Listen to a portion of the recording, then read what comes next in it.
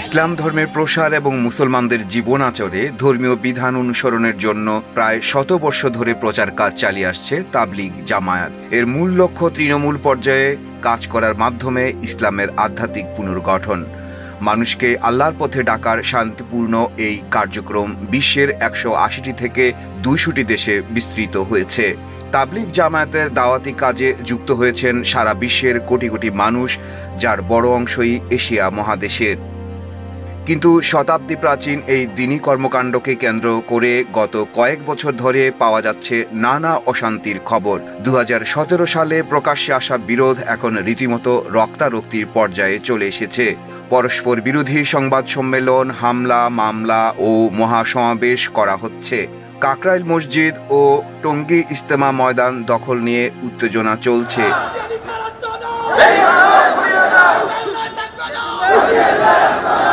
আমরা 5 দিনে জোর করব ইনশাআল্লাহ। 20 তারিখ থেকে 24 তারিখ আমাদের তারিখ আছে। আমরা 5 দিনে জোর করব। সরকার যেরকম করে আমাদেরকে বলেছেন যে আমাদের প্লিজ।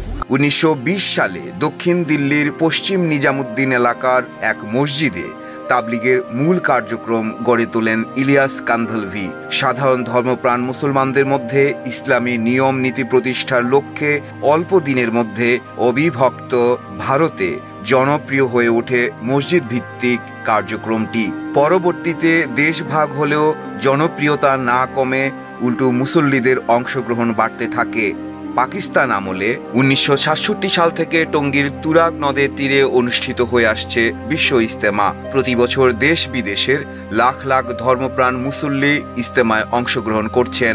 তাবলিগের নীতি অনুযায়ী আমির নিয়ন্ত্রিত ইজতেমা সহ অন্যান্য কার্যক্রম চলে আসছে।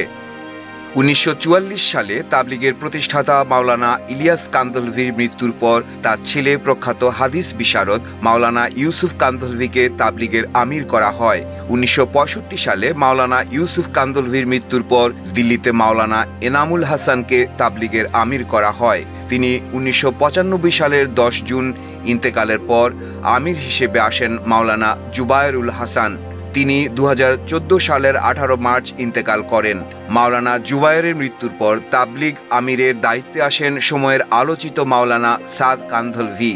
তিনি হযরত ইলিয়াস রাদিয়াল্লাহু আনহুর বংশধর। 2014 সাল থেকে একক আমিরে ফায়সাল হিসেবে দায়িত্ব পালন করতে থাকেন। এ সময় তার সঙ্গে আরও কয়েকজনকে ফায়সাল হিসেবে নিয়োগের দাবি করেন কেউ কেউ। শেষ পর্যন্ত বিষয়টি নিয়ে তাবলিগ জামাতে মতপার্থক্য দেখা দেওয়ায় কয়েকজন সিনিয়র সদস্য নিজামুদ্দিন মার্কাজ ছেড়ে চলে যান। তাবলিগ জামায়াতের কিছু সংস্কার বিষয়ে সাদ কান্ধলভির কিছু মন্তব্য নিয়ে 2017 সালে ভারতে তাবলিগের শীর্ষ নেতাদের মধ্যে বিভক্তি দেখা দেয়। ওই বছর নভেম্বরে বাংলাদেশের কাকরাইল মসজিদে দুই পক্ষের মধ্যে হাতাহাতি হয়। এরপর থেকে দুই গ্রুপ আলাদা হয়ে দুই পর্বে বিশ্ব ইজতেমা আয়োজন করে চলেছে। 2018 সালে কাকরাইল মসজিদের দখল নিয়ে দুই পক্ষের মধ্যে সংঘর্ষ হয়েছিল।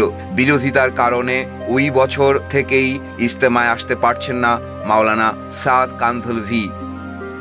বাংলাদেশে পরিবর্তিত রাজনৈতিক পরিস্থিতিতে তাবলিগ জামায়াতের পুরনো বিরোধ আবারও চরম আকার ধারণ করেছে। সরকারের সিদ্ধান্ত অনুযায়ী এবারও দুই পর্বে ইজতেমা হওয়ার কথা। 31 জানুয়ারি প্রথম পর্ব এবং 7 ফেব্রুয়ারি দ্বিতীয় পর্বের ইজতেমা শুরু হবে। কিন্তু এর মধ্যে তাবলিগের দুই গ্রুপই পাল্টাপাল্টি সমাবেশের ডাক দিলে উত্তেজনা তৈরি হয়। গত 5 নভেম্বর সাদ বিরোধী ওলামা মাশায়েখরা ঢাকায় সমাবেশ করে সাদপন্থীদের নিষিদ্ধ সহ 9 দফা দাবি জানায়। তারা দুটির বদলে একটি ইজতেমা, সাদ কান্ধলভিকে আসতে না দেয়া এবং কাকরাইল মসজিদে সাদপন্থীদের কোনো কার্যক্রম চালাতে দেওয়া হবে না বলে ঘোষণা দেয়। বিদ্বেষ পোষণকারী আচরণ করে তিনি চলতে থাকেন, তাহলে তুরাগ নদীর কালো পানি আমাদের রক্তে, তাদের নয়। প্রয়োজনে আমাদের রক্ত দিয়ে লাল হবে, তবুও তাকে দেশে আসতে দেওয়া হবে। জবাবে সাদপন্থীরাও তাদের কার্যক্রম অব্যাহত রাখার ঘোষণা দেন। আমরা পুরো দেশের সব সাথীরা এখন সরকারের দিকে তাকিয়ে আছি। এই ঘটনার পরে সরকার কি করে আমরা দেখতে চাই।